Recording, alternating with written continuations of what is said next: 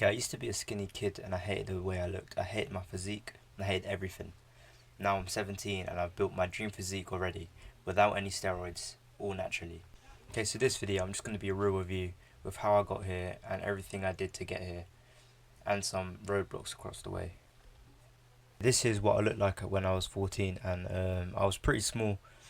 As you can see, I was just below 50 kilos. I did do calisthenics at home and I did do a few ab workouts here and there, so yeah, that explains why I looked decent when I was 14 years old. And like most South Asians, I still had that little like skinny fat physique at one point. And yeah, and another thing that I always struggled with was bulking. Bulking was always really hard as my metabolism was really fast. So I would always have these really skinny arms and a bit of chub down there, but it wasn't that bad. But this was from when I was like 14 to 15, and this is what I looked like there.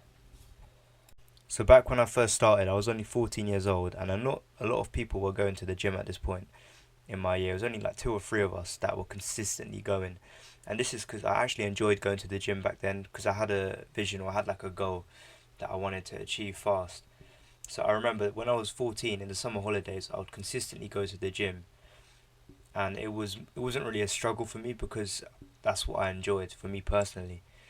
And that's what a lot of people out there are lacking. They're lacking that discipline and just going to the gym. But to learn that, you first need to enjoy the gym and like, enjoy what you're doing first.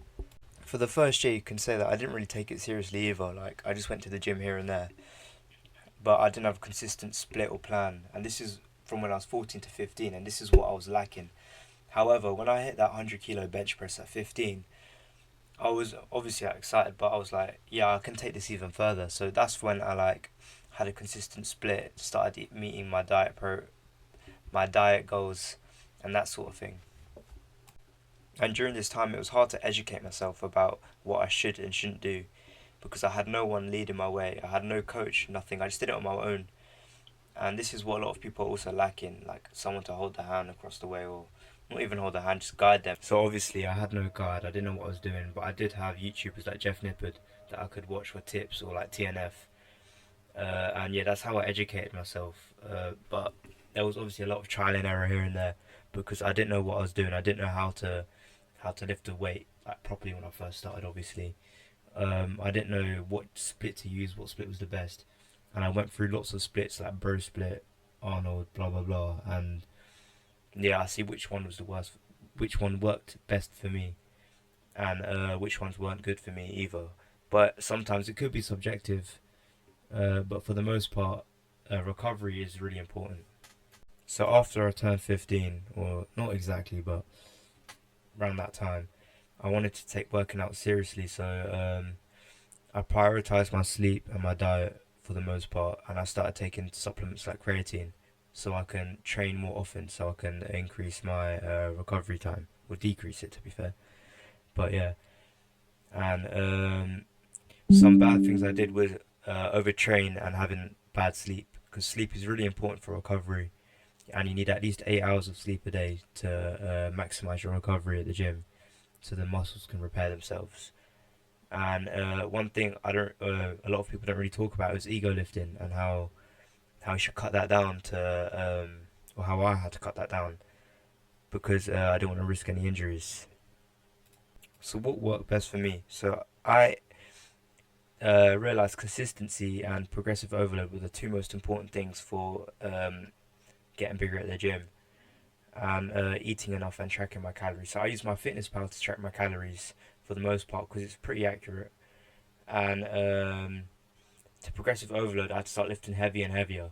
And that does mean a tiny bit of ego lifting, but a bit controlled. So say if I couldn't curl 22 kilos for like 2 reps, I wouldn't progressively overload to that. But if I can do 20 kilos for 6 clean reps, I would progressively overload, if that makes sense. And you always need to prioritize recovery because recovery is more important than actually lifting if you think about it. Without recovery, you wouldn't gain any muscle. So a lot of people complain about not going to the gym because they don't feel like it, or yeah, just aren't really disciplined enough. But one thing I learned was discipline doesn't come through motivation; it comes through being consistent and going to the gym all the time. So as I said earlier, I said I enjoy the gym, to be honest.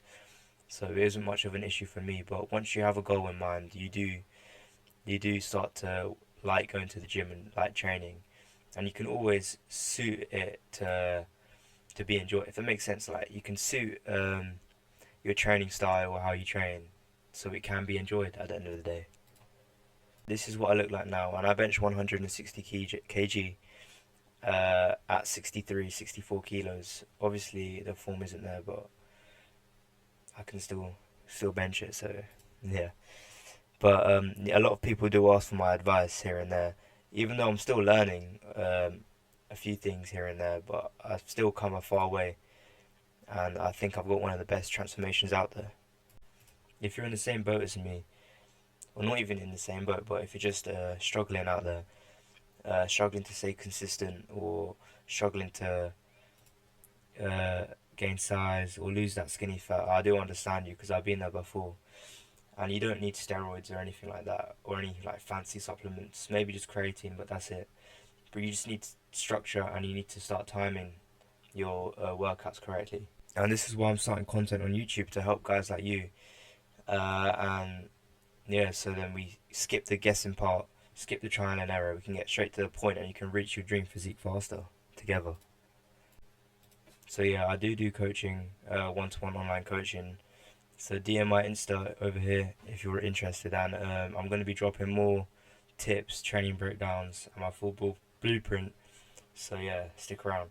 And if this helped you out, or drop a like, comment, or just share around. So yeah,